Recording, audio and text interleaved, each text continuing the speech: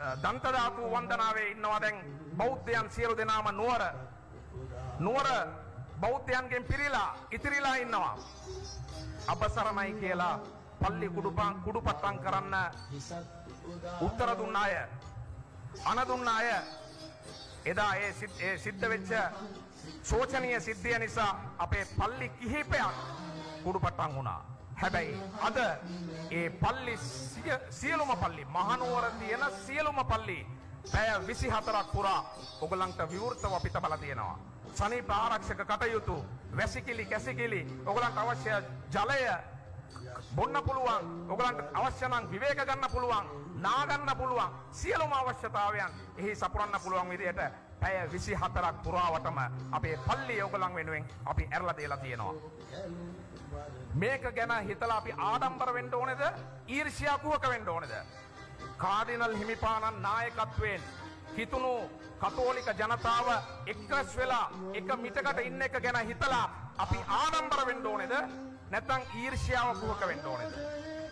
ශාන්ත අන්තෝනි මොමතුන්ගේ දේවස්ථානයේ මේ තරම් ලස්සනට ගාම්භීරව මේ ස්ථානයේ ඉන්න එක ගැන හිතලා අපි ආඩම්බර වෙන්න ඕනේද?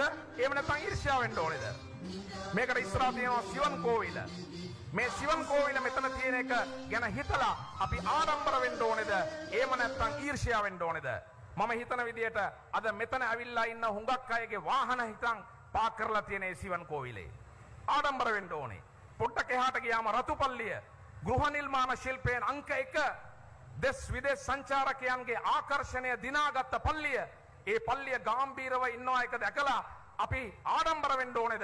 එහෙම නැත්නම් කුහක වෙන්න ඕනේද? ඊර්ෂ්‍යා වෙන්න ඕනේද? මට නම් තේරෙන්නේ නැහැ. පොඩ්ඩක් අපි කල්පනා කරලා බලමු. ඒ කල්පනා කිරීමේ කාලය තමයි අද ආරම්භලා තියෙන්නේ. අපි හැමතිස්සෙම මිනිස්සු වෙමු, මිනිස්යෝ නොවෙමු.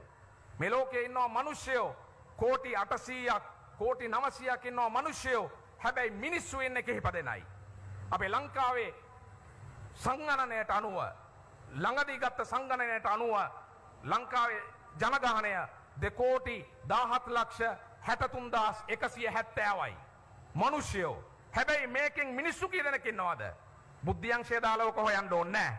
අද රැට මේ වැඩසටහන සමාජ මාධ්‍ය තුලින් යයි. යනකොට ගිහිල්ලා කොමෙන්ට්ස් ටික බලන්න. ඒ කොමෙන්ට්ස් එකෙන් බලලා ඔයගලන්ට තීරණය කරන්න පුළුවන් මිනිස්සුયો කවුද, මිනිසා කවුද කියන එක. මිනිසා කියන්නේ මනසින් උසස් පුද්ගලයා. ඔහු තමයි මිනිසා. ඒ නිසා අපි හැමෝම මිනිස්සු වෙන්න උත්සාහ කරමු. මිනිස්යන් කියන එක පැත්තකින් තියමු.